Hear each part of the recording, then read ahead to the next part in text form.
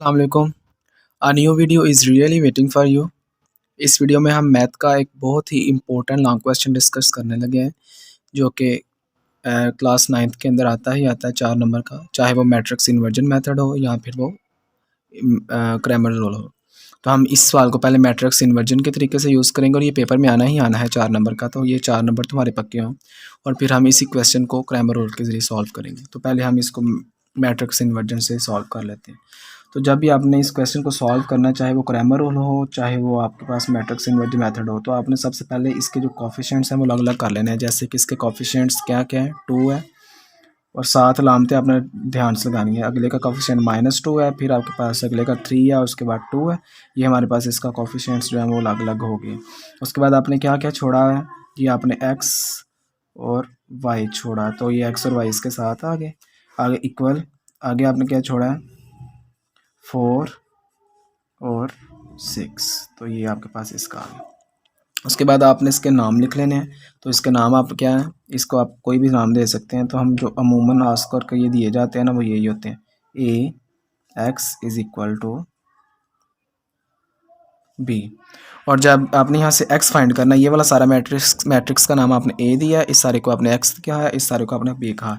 तो आपने आगे क्या, इसके ऊपर अभी +1 है, जब ये दूसरी तरफ जाएगा तो x इज़ इक्वल टू हमारे पास आ जाएगा a के ऊपर -1 और साथ में हमारे पास आ जाएगा b।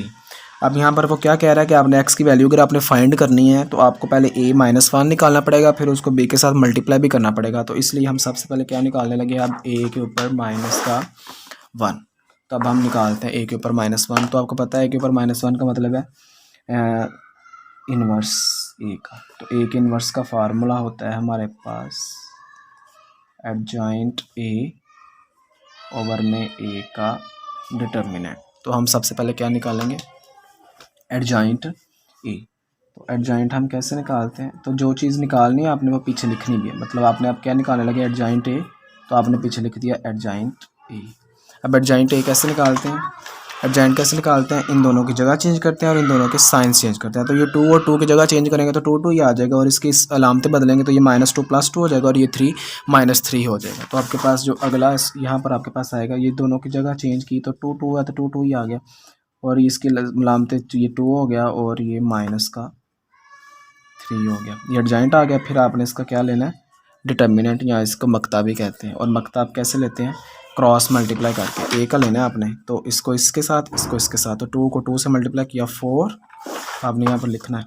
तो आपने क्या लिखा है, 2 2, और डिटर्मिनेंट के दरमियान में या मक्ते के दरमियान में माइनस आता है, और -2 ने मल्टीप्लाई होना है 3 से, तो आपने यहाँ पर लिख दिया -2 के साथ 3। तो ये हमारे पास आ गया 2 2 ज़ा 4, माइनस माइनस ये प्लस हो गया और 3 2 ज़ा आ गया 6, और मक्ता या डिटर्मिनेंट हमारे पास आ गया 10। अब आपने ए का इन्वर्स निकाल लिया, ए का इन्वर्स निकाल लिया। अब ए के इन्वर्स के बाद आपने क्या करना है, उसको बी के साथ मल्टीप्लाई भी करना है। तो ए के इन्वर्स को आपने बी से मल्टीप्लाई भी करना है। तो अब आपने यहाँ पर लिखना है कि ए का इन्वर्स और मल्टीप्लाई बी।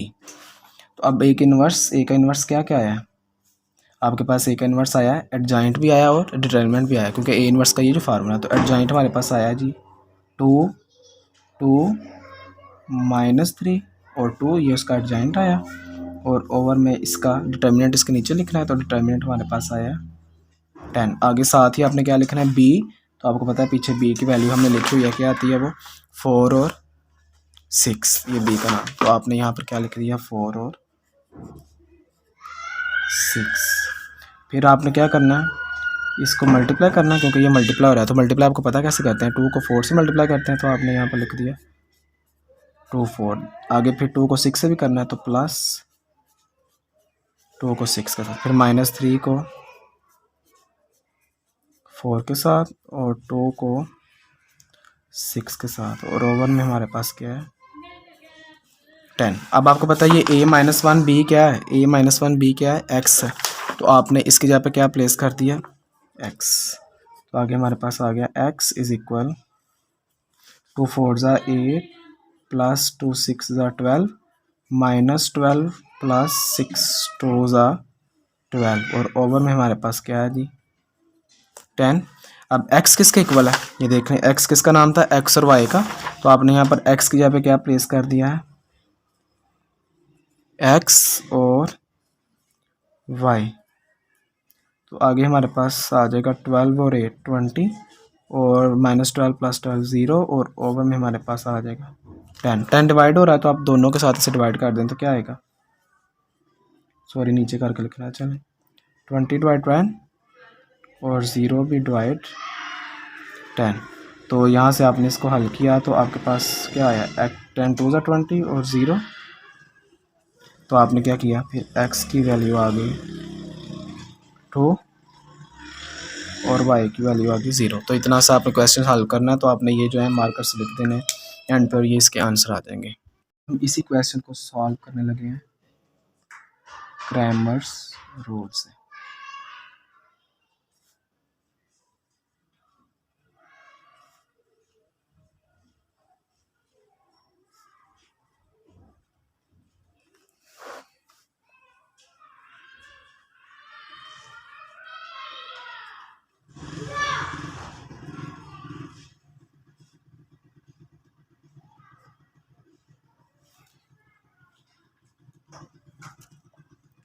तो जब आपने क्रैमर रूल से सॉल्व करना ना इस क्वेश्चन को, तो क्रैमर रूल से भी सॉल्व करने के लिए आपने सबसे पहले इसके इसी तरह ये कोफिशिएंट्स इसके अलग अलग करने हैं, इसी तरह आपने इसके नाम भी लिखने हैं। कोफिशिएंट्स के लिए सेपरेट किए तो क्या है 2 - 2 3 2 आपने यहाँ पर लिख दिया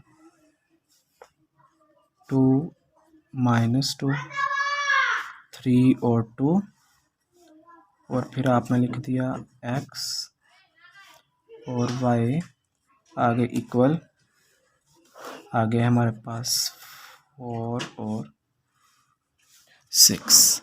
आपने इसका, अब ये आपके पास a है तो आपने सबसे पहले डायरेक्ट ही क्रैमर रूल है इसलिए आपने सबसे पहले डायरेक्ट इसका डिटर्मिनेंट लेना है। और डिटर्मिनेंट आपको पता है कैसे लिखते हैं, 2 को 2 से और -2 को 3 से, इसको इसके साथ इसको इसके साथ, डिटर्मिनेंट के दरम्यान में माइनस लगता है, 4 माइनस माइनस प्लस और ये हमारे पास आ गया डिटर्मिनेंट 10।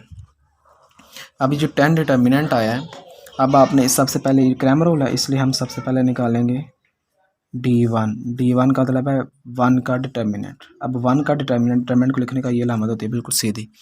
अब 1 का मतलब क्या है कि 1 वाली लाइन की जगह कोई जगह पे किसी और लाइन को लिखना है, मतलब इसकी लाइन की जगह पे आ जाएगा 4 और 6 और आगे -2 और 2।